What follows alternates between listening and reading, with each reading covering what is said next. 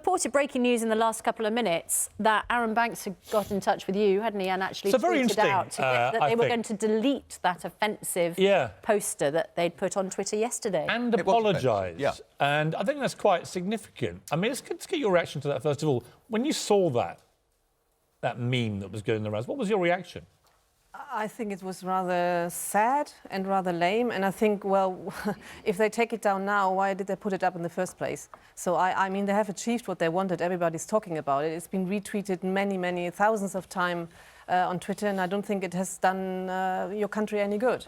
No, I mean, I think it didn't speak for Britain. I think using that kind of war imagery in the way that it did was very stereotypical, xenophobic, racist. I mean, call it what it was. And I've just had a text from Aaron Banks' Deputy Andy Wigmore saying it was a mistake. They shouldn't have done it. And also, Mrs Merkel is doing this.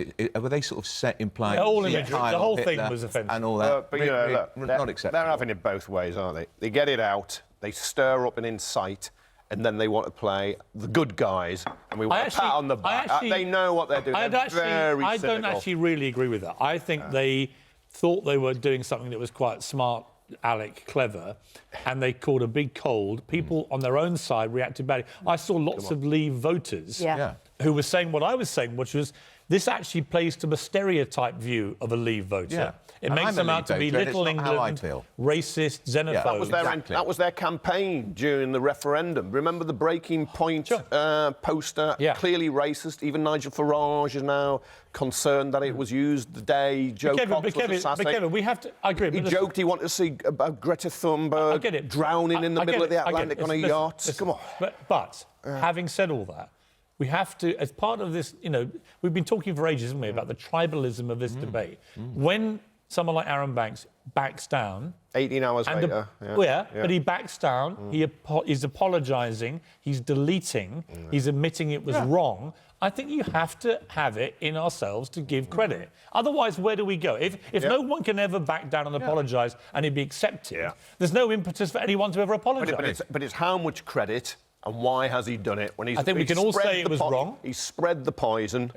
And now... Well, you're saying here, I think you'll find he didn't have anything to do with his campaign. His team. His campaign. We should be clear. It was his team. Why didn't he take it down yesterday afternoon? It's also at a time when, you know, we're all being advised, let's not ramp up the hostility here. Let's not keep going for the war metaphors or the direct war references. Having said all that... Let's not use that imagery and bad language. OK, having said all that, Stefanie, there'll be a lot of people who voted Leave in this country who will be very agitated about Angela Merkel and her position on Brexit now, and this apparently very antagonistic conversation that we had between the two countries yesterday. What do you make of that? What are you hearing on your side from as Germany? you just said, apparently very antagonistic conversation with the Prime Minister. We don't know that. We only know the version of the person in Downing Street who leaked that conversation. We will not get any information from Berlin.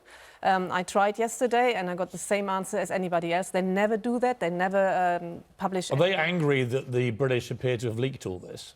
Yes, they are angry. They are angry because they think there's so much at stake. There's only a week left. These things have serious consequences. I'm not linking them in any way to the Joe Cox thing, but I do think the rhetoric, the debate, the fury that people have been feeling, this tribalism fueled by social media is such a problem now in this country. And as John Burke has said, in the end, we're all Democrats, or we should be. We live in a democracy, and we should be able to have, as we do most mornings, vigorous debate on either side without it getting into war rhetoric and battles and people, you know, basically wanting to kill each other. Yeah. Well, remember Joe Cox famously said that more unites than divides us, and she's quite right. But in debate, you can get too heated. I mean, most days now, when I go in and out of Parliament, there will be a group who'll be shouting scum and worse. At you? Personally? So, on both sides. On both sides. Yeah, but I get it from people on the right tend to support Brexit too. But there's a pub, St Stephen's Tavern, opposite Big Ben. You go in there. Too often you find people from the far right who will come, attempt to provoke you. They want to film it. Some of them have been seen taking cocaine downstairs. They're boozed up. They say, this is our pub now. I think the pub's got to do something about it. The police have got to do something about it. The atmosphere is the worst I can ever remember. And as a journalist, I can go back to the miners' strike. I remember the poll tax. And do you feel personally under threat when you're experiencing. Oh yeah, you got to watch it. You look over your shoulder. On both sides. I was walking with Laura Koonsberg at the BBC, and we just walking along, and all of a sudden we're just having a nice chat. Then I saw a group of people in yellow jackets, as if they were French, and she speeded up, and the obscenities they began shouting and screaming out, and I took them on and said, what are you doing? I kind of, it was probably not smart. I used some choice language back because I just felt that this is utterly, utterly wrong. But they were obeying mob. Kevin, it is certainly it's not one-sided. No, it's not. Right? I've heard the most vile abuse come from the left to the right. Well, Stefanie, I want to ask you, I mean, we started with a conversation about this Leave EU meme that went around. Germans must feel particularly sensitive if the British start using war imagery over a debate about the future of the EU, a political institution and so on. It must be hurtful.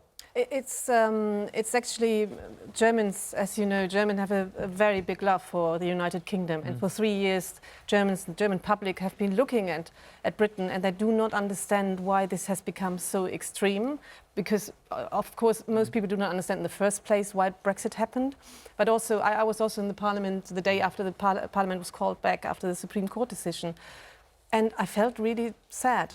I felt really sad about the debate from both sides, and it was somehow how vicious it got. Yeah, the dignity of this house. I mean, we in school learn about democracy comes from this very place, and you see it falling apart, and I found that really tragic. The problem, Andrew, is that it's just gone on too long. That's exactly the point, honestly, Susanna. if the Leavers who'd led the campaign had then been in charge of putting Brexit into place, and we'd done it swiftly, we could have healed this so much more quickly. We should have had a Leaver Prime Minister and a Leaver Chancellor who believed in Brexit as opposed to Theresa May. But it's also incumbent, Kevin, it's incumbent on all the leaders of all the parties now to get a lid on the rhetoric being used. But you've got all of them. The Lib Dem leader saying she's going to cancel Brexit. How does that help? How does that help? Joe Cox was assassinated by a neo-Nazi shouting Britain first at the height of the referendum campaign. So it's actually not just the...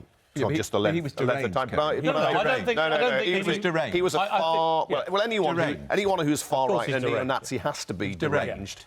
Anyone who goes and kills somebody has to be deranged. But we know... I was moved by the Speaker of the House basically saying, you know, even now, years later, how moved he was by the memory of that morning. But he should watch his own language too, because a lot Well, he's leaving, of course, the Speaker, isn't he? But I think his point, I was struck by his point about that we are all Democrats. And we've got to remember that democracy means you can disagree with somebody but not actually want to kill them and hate them. But the irony of using that word when people feel that their democratic vote has not been respected. Yeah, quite. And then you just get back into the row again. But somebody needs to get in and heal the festering wound. You have to have the discussion about what was promised in the referendum, why people voted the way they did. Or you need leadership.